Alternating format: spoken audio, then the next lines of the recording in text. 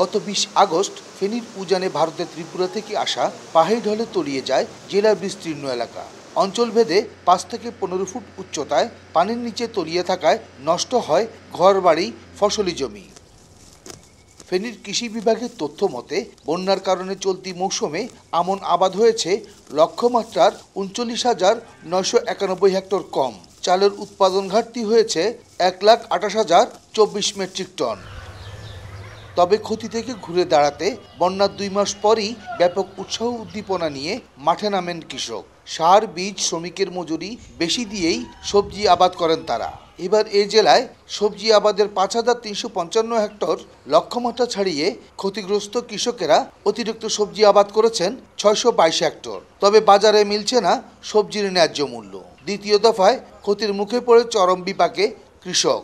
পানির কারণে আমাদের ধান আমরা মার খেয়েছি, আমরা ফসল পাই নাই। ক্ষেতের মধ্যে একটা কপি 10 টাকা, বেহারির মধ্যে বেশি। বেহারি একদম কিনতাম গেলে আবার 40 টাকা।